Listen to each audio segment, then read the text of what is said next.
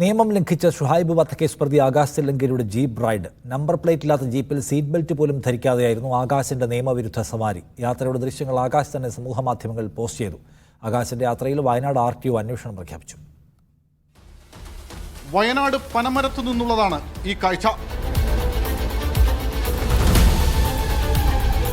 Number plate പോലുമില്ലാത്ത തുറന്ന ജീപ്പിൽ നഗരം ചുറ്റുന്നത് ഷുഹൈബ് വധക്കേസ് പ്രതി ആകാശ് തില്ലങ്കേരിയും സംഘവും. രൂപമാറ്റം വരുത്തിയ ജീപ്പിൽ സീറ്റ് ബെൽറ്റ് പോലുമില്ലാതെയാണ് യാത്ര. യാത്രയുടെ ദൃശ്യങ്ങൾ പകർത്തി ആകാശ് തില്ലങ്കേരി തന്നെ സമൂഹ മാധ്യമങ്ങളിൽ പോസ്റ്റ് ചെയ്തു. വീഡിയോ സമൂഹ മാധ്യമങ്ങളിൽ പ്രചരിച്ച് ഒരു ദിവസം പിന്നിട്ടിട്ടും നിയമലംഘനത്തിന് നേരെ കണ്ണടച്ച് മോട്ടോർ വാഹന വകുപ്പ്. വാഹനത്തിന് നമ്പർ പ്ലേറ്റ് ഇല്ലാത്തതിനാൽ കണ്ടെത്താൻ കഴിയില്ലെന്നായിരുന്നു ന്യായം. നിയമലംഘന വാർത്ത മീഡിയ 1 പുറത്തുവിട്ടതിന് പിന്നാലെ പരാതി. യൂത്ത് കോൺഗ്രസ് കണ്ണൂർ ജില്ലാ വൈസ് പ്രസിഡന്റ് ഫർസിൻ മജീദാണ് എൻഫോഴ്സ്മെന്റ് RTOയ്ക്ക് പരാതി നൽകിയത്. പരാതി അന്വേഷിച്ച് കേസെടുക്കാൻ മാനന്തവാടി ജോയിന്റ് RTOയ്ക്ക് നിർദ്ദേശം നൽകിയിട്ടുണ്ട്. മീഡിയ 1 കണ്ണൂർ.